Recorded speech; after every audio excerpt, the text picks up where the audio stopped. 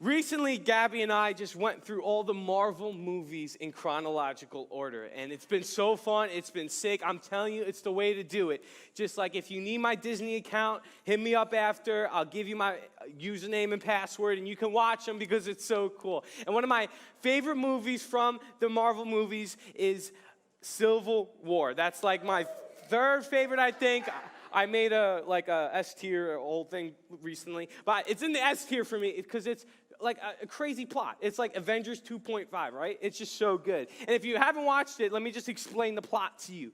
It's the Avengers are at it, and man, there's some issues going on in this movie because the main controversy in this movie is that the government has to watch over these guys. Because sometimes, man, the good guys, they can be doing some good stuff, but ends up being bad sometimes, right? And so this whole issue is like, should the government watch over them? Should the government protect the heroes that are supposed to protect the people? And so you got Iron Man's team, and all of a sudden a bunch of Avengers is joining Iron Man's squad. And then you got the right team side, the Captain America, the right guy, the good guys, and you got that squad. And listen, for the Marvel nerds out there, the reason why Captain America was right is because, one, you really think armor around the world, a suit of armor like Tony Stark said, really would have protected Thanos. I mean, come on, all right? And second, in Infinity War, they like totally disregard the Sokovia Accord, so it really doesn't matter. Anyway, I'll move on. But anyway, so you got these two sides, and what happens? The heroes that are supposed to protect the people and are supposed to watch over the people end up fighting each other, end up getting, and it was the epic scene at the airport, right? And the reason why I love this movie is because I love the bad guy. The bad guy isn't this strong, like Thanos-looking guy. He's just an average dude, a normal dude who hates the Avengers. And his goal is not to destroy the Avengers, like physically and beating them up and kill them. It's just to get them fighting each other. And I love that. How do you even say his name? Helmut Zemo? He's a genius. The guy was a genius. And if I ever have to destroy the Avengers, I'm going that route because he was so smart. And the reason why I bring that story up is because that's exactly what's going on in America, but also in the church today. That you might not believe it, or you may believe it here tonight, but it's true. We have an enemy that's looking to destroy the hope of the world. He's looking to eradicate the hope of the world because he knows we have a message, and he knows we, the church, have hope to give to the world, to redeem the world. And his job is not to maybe fight us one-on-one, but it's to get us to fight each other. Because we learned last week that Christians love to fight each other. That Christians here at FUSEyouth, you guys love to talk about each other. You guys love to gossip. You love to slander at each other. And his job is to get your eyes off the mission, off the prize, off of your calling and purpose, and get your eyes on each other and start arguing about people's sins, theological differences, and all this other stuff, and to get your eyes off the mission. And the enemy's so good at that. The enemy loves to get Christians fighting each other because he knows we have hope that the world desperately needs and is looking for. And so that's what we're in the series called Cancel, and we're talking about that. We're talking about how we have the same disease as cancel culture does. And one of the symptoms of this disease is unforgiveness.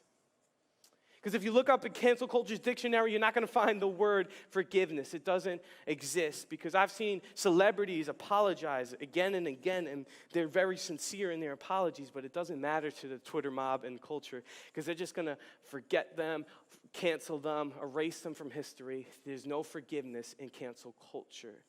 And so that's why we're talking about it, because it's true in a micro level, but it's also true here. And because Jesus is trying to create a different culture, right? We learned that last week, that Jesus has a better way, that our calling, the reason why we exist is to actually live out his culture, a culture of redemption, not punishment, a culture of mercy, not judgment. A culture of compassion, not condemnation. A culture where we can look at the least of these, the people are kind of awkward, the people that are embarrassing, and we're supposed to love them. We're supposed to reach out to them. We're supposed to have a helping hand to them. It's a culture where we take the beam out of our eyes while we're judging other people, so that we can look inwardly and we can see that, man, we don't measure up, and we're not going to try to tear each other down, but we're trying to build each other up. That's the culture that Jesus wants, and it's so much better than the world and the toxic culture that cancel culture offers. And the reason why I want to talk about this is because I know all of us here in this room, from time to time, have struggles with forgiving people. Every time I in different ministry opportunities that I've had, it always comes up like, hey, how do I forgive this person? When I talk to you guys one-on-one, it seems like there's a common theme where you have this baggage with somebody else, and it's hard for you to forgive. We recently did a Q&R about relationships, and that was one of the questions. I see it so often because it's so true, because it hurts getting hurt, right? It hurts when someone says something mean to you. It hurts when you're getting bullied at school. It hurts when a boy breaks up with you for no good reason. It hurts, and it's hard to forgive somebody because it weighs on you. It loves to nag at you. It loves to keep chit-chatting, and your heart gets all weird and all this stuff, and it's hard to forgive. And if we take even things a step further, some of us here in this room are walking in with really broken situations and stories. Maybe abusive parents or abusive relationships. Or maybe a dad has never cared about you, or you felt like he's never cared about you. And that stuff weighs on you. And you cannot even fathom trying to forgive somebody that's done horrible things to you. And that's like, I can't forgive that person. They don't deserve my forgiveness. Jesus wants me to forgive them? No way. And we're going to talk about the complexities of forgiveness tonight, really, in a little bit. But man, I just want to say up front, if you are in an abusive situation, if that is your story and that's what you're walking in right now, please, please, please reach out to us, because you don't deserve that, and that will not happen if you come here and you call this place home. That's not going to happen here, and we'll do whatever we can to make sure that you are set free from that relationship, okay? But there's still stories and there's still situations that feel really heavy on us. And I want to make my first point tonight, and just before we really get into it, that hurt people. Let me say that again. Hurt people.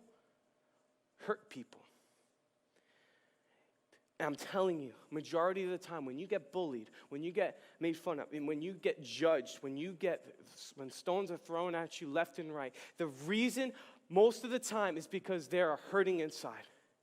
That there's something going wrong in them, and the only thing they could do is just lash it out on you.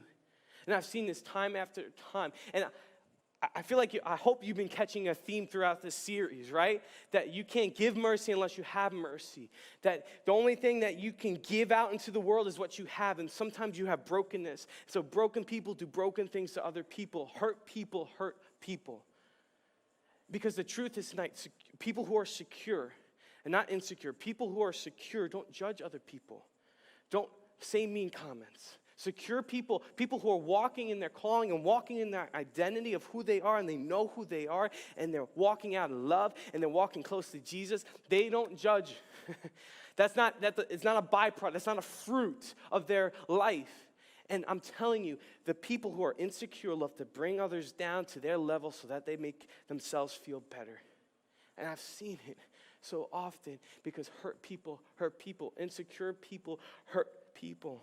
And so before we talk about forgiveness, and there's a lot of stories and there's a lot of baggage here tonight that you're walking in with, know that hurt people. And the reason why maybe you've been hurt by other people is because they're hurting. And so that we can now forgive easier, and we can now create that culture. And I think it's vital to talk about forgiveness, because it's the heartbeat of Jesus, and it's the heartbeat of the kingdom of God. Like I've been saying throughout this series, that God sent his son Jesus to bring into the world the kingdom of God, and that's just like a better culture. And that culture is filled with people loving each other and not bashing each other and forgiving each other. And we talked about last week that we are supposed to look at each other and not judge each other, and do it in a godly, proper way, a better way. And the heartbeat of this culture, he says it in Matthew 6 when he's talking about prayer, the famous prayer, our Father art in heaven, hallowed be your name. He talks about forgiveness, because forgiveness happens so often, or you need to forgive so often, because when you get a bunch of people in a room together, they're going to hurt each other. And so Jesus knows that we have these tendencies to be bitter. He knows that we have these tendencies to be offended. And he knows that, and like in cancel culture, everyone's so offended, right? That the natural thing to do from being offended is to go to unforgiveness. But Jesus has a better strategy. And Jesus has something better to talk about. So we're going to be in Matthew chapter 18, and we're going to see what Jesus has to say about creating a culture of forgiveness. It's going to be on the screens for you guys to read along. So then Peter's the disciple. I love Peter, and you'll see why. Peter came to him and asked, Lord, how often should I forgive someone who sins against me? 7 times? And I love that he said 7 times, because back then, in that culture, in that Jewish culture that the disciples, grew up in, the world that they lived in, 3 times, rabbis often taught that 3 times was more than enough to forgive somebody. That if someone lied to you 3 times, if someone stole your Chick-fil-A fries 3 times, if someone, said mean things to you 3 times, after that, you don't have to forgive them anymore. That was the common teaching. And so Peter, just acting like, you know what, I know what Jesus is getting at. He wants to get it 7 times, because 7 times, that's crazy. 7 is huge. And I love Jesus because Jesus just flips that on his head. And he says this, no, not 7 times, silly goose. Jesus replied, but 70 times 7. Because I love that response because it gets to the heart of the issue. And he's not saying you have to literally, okay, what's 70 times 7? Okay, that's the amount of time. He's not talking a literal number. What Jesus is talking about is he wants his people, he wants the culture, not like cancel culture, but a culture of Jesus' people need to have an unlimited capacity to forgive one another. That the sign that Jesus is working in you, that's bringing about the new humanity, that's bringing about the kingdom of God, he wants his followers to constantly forgive each other. And he just took Peter's really big number that in his mind and just put an infinity sign over that. And you see what Jesus is asking from us. Because that's really hard. And that's not natural. Some of y'all, if someone stole your Chick-fil-A fries, it's you're done, relationship over. Some of you guys, it's you look at their phone, you just get pissed off, and you're just what the heck are you looking at? You build all these walls, and you build all these things for the littlest things. And some of you get offended that you're not invited to a party, and so that you just distance your relationship from people. That you can't forgive somebody when they say a semi-mean joke or just a joke. And look, and some of you are dealing with really serious things. And you just heard, I cannot forgive somebody. That's hard. You don't understand it. Jesus, you don't get what I've walked through. You have no idea what I've walked through. You have no concept of the pain, of the backstabbing I've walked through. You have no concept. Jesus, you're wrong. I'm not going to have an unlimited capacity to forgive somebody. And I want to talk about this because Jesus knows that you have broken stories, Jesus knows what you're going through. Know that. And he's not asking you to, and this passage oftentimes gets very misinterpreted and sometimes abused, and it can be handled the wrong way. And so I literally, it's not the most flattering thing, but I literally just want to put a list up on the screen for you guys who are struggling with this and struggling with, wait, how am I supposed to forgive somebody unlimited amount of times? And I want to talk about what forgiveness is not, because I think that will bring some clarity in this. What Jesus isn't saying, he's not saying, hey, you ignore it or forget it.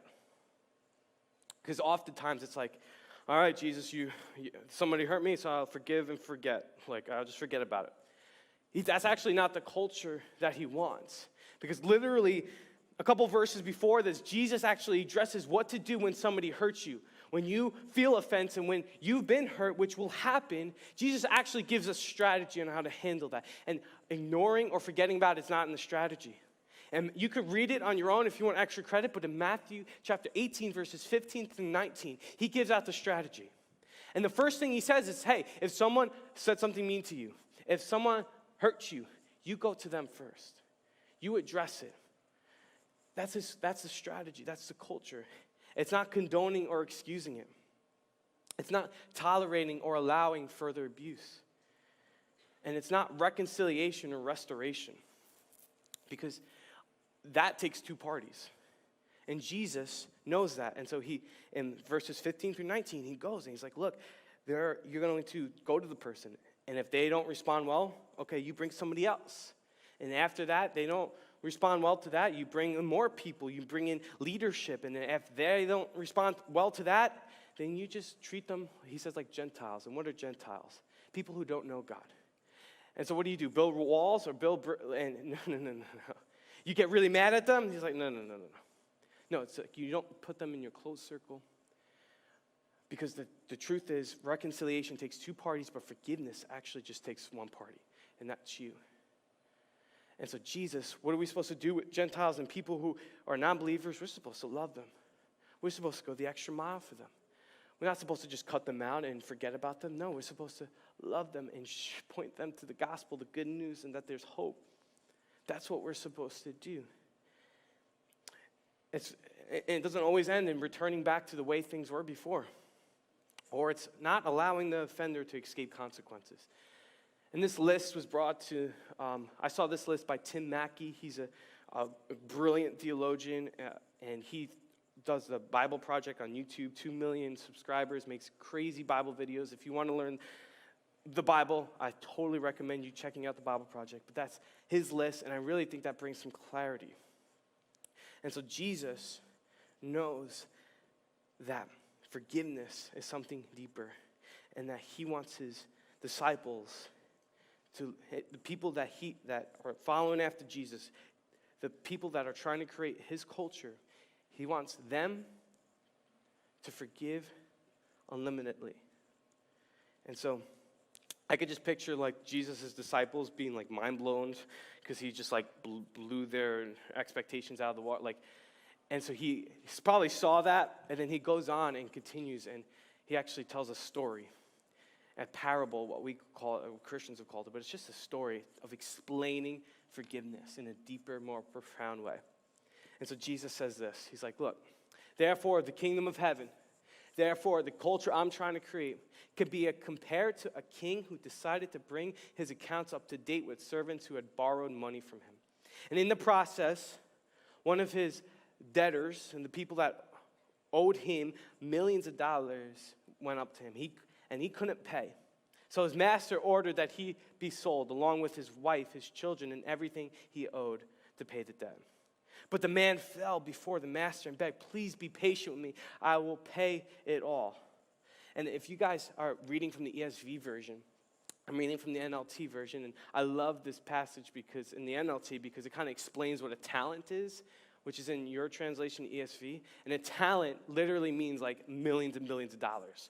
It's like, think of Jeff Bezos like times like 10. Like this dude owed this king a lot of money. And I love the dude's response. He's like, hey, don't worry, I'll pay it. I'll pay you back, don't worry. Like, what are you building an Amazon? Like, dude, you're not going to pay this back. There's no way you can. And then his master was filled with pity for him. And he released him and forgave his debt. Billions of dollars. Jeff Bezos' money. The king said, you're good. But in verse 28, but when the man left the king, he went to a fellow servant who owed him a few $1,000s. Just like $2,000. Not a lot.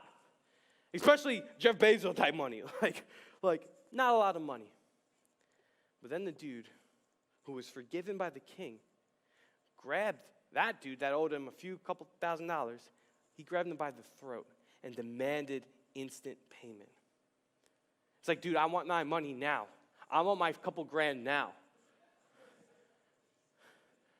It's crazy. Are you tracking with me? This is like, dude, are you stupid? Like, are you nuts? And then it goes on, verse 29. His fellow servant fell down before him and begged him for a little more. Be patient with me and I'll pay it, he pleaded. But his creditor, the guy who was forgiven a lot, wouldn't wait. And he had the man arrested and put into prison until the debt could be fully paid.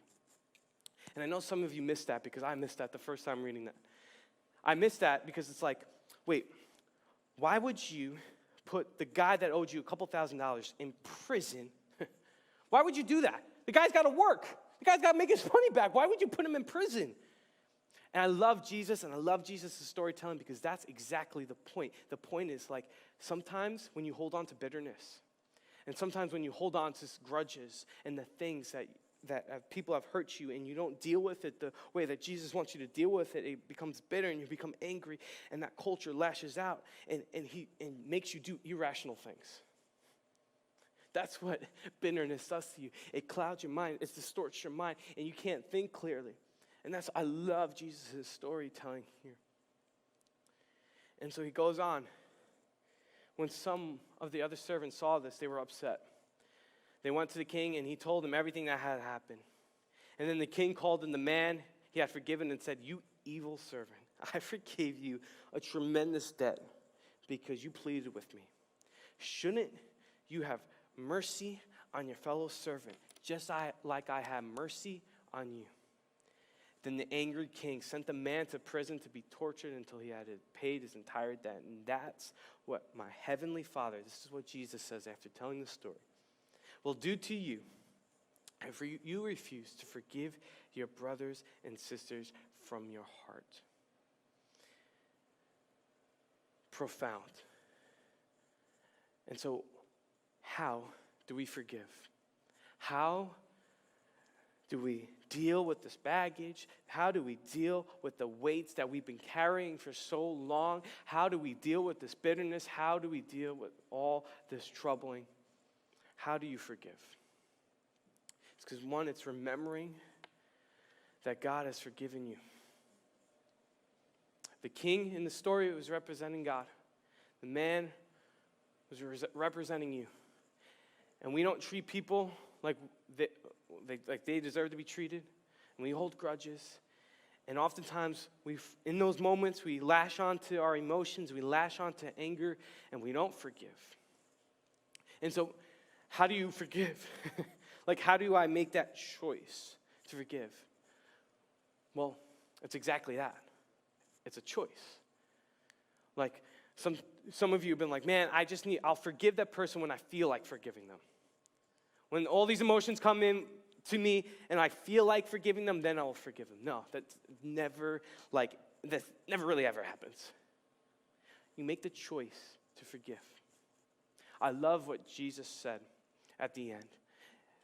From your heart. He's talking about the heart. And if you do a study on the biblical word of the heart, it's a lot more than just emotions and feelings. It's also thoughts and decisions that you have to make. And what Jesus is saying, look, you have to decide to forgive that person regardless of what they did to you.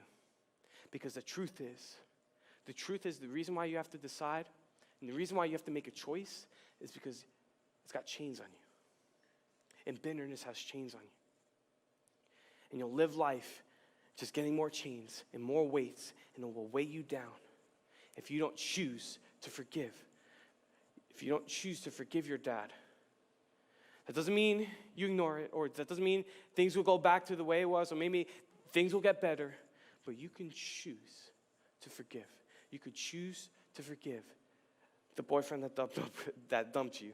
You can choose to forgive when someone says something mean to you. You could choose to forgive the bullies at school, the bullies online, because you can do that.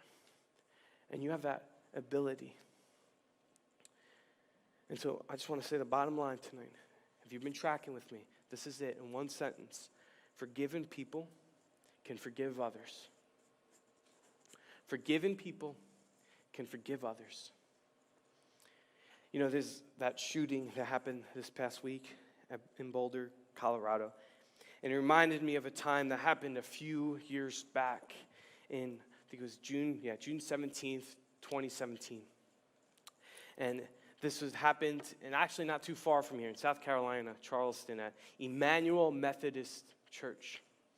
And what happened was, on a Wednesday night, this dude comes into a church, goes into like a Bible study, waits an hour and a half, and then just unloads and kills 10 people. Murders a bunch of people. And it's a horrible, horrific scene. And one of the people that were murdered, her name was Ethel Collier. I can't pronounce names, I'm sorry. But this woman, she was 71. And she was murdered in the chapel.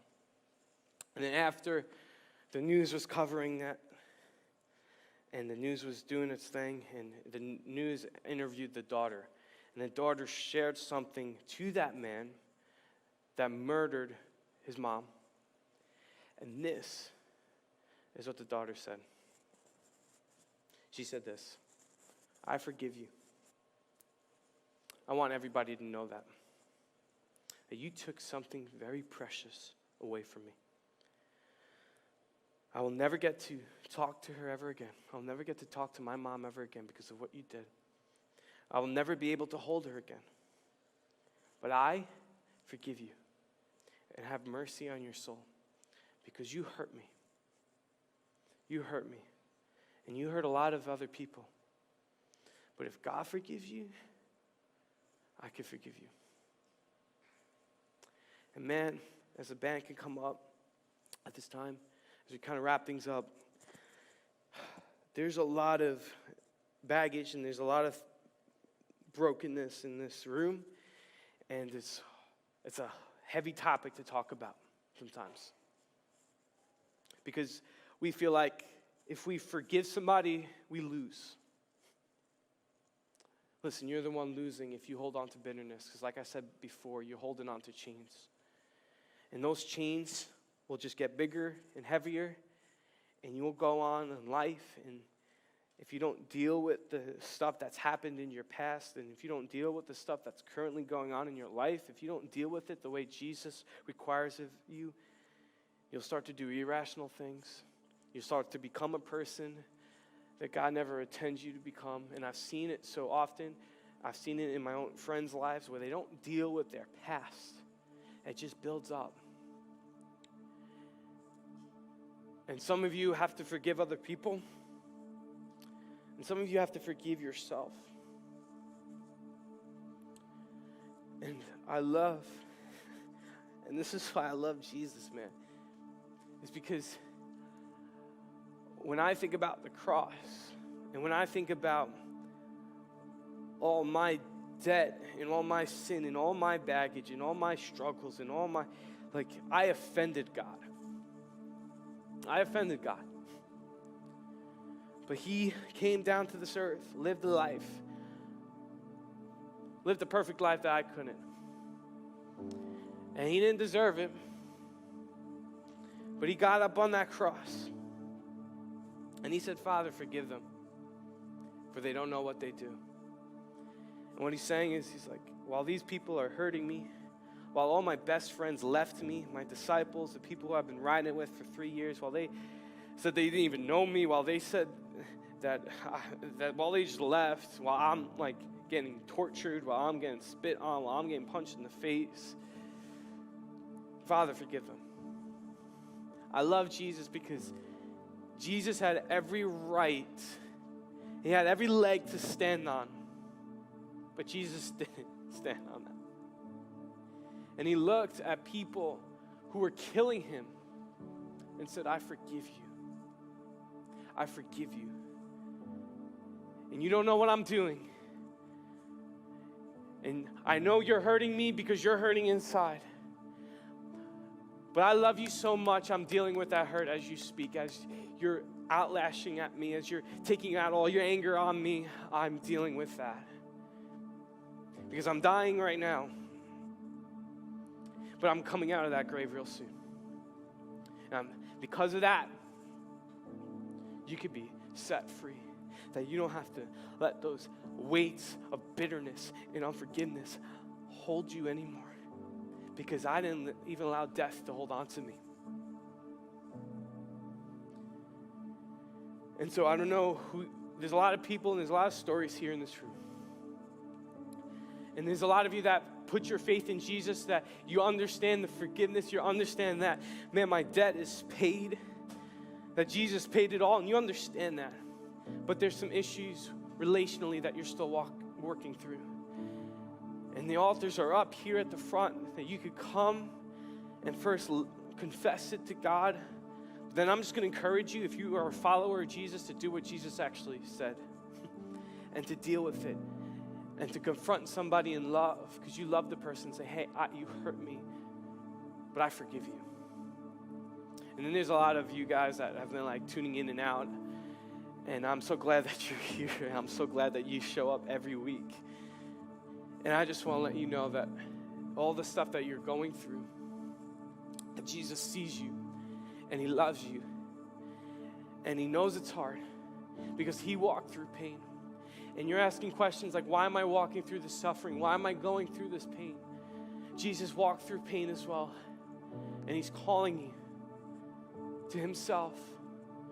And he wants you to lay your life down, but lay your baggage, lay your past, lay your sin, because he knows there's something wrong with you. And he knows that you're broken, but he wants to fix you. He wants to make you whole. He wants to set you free.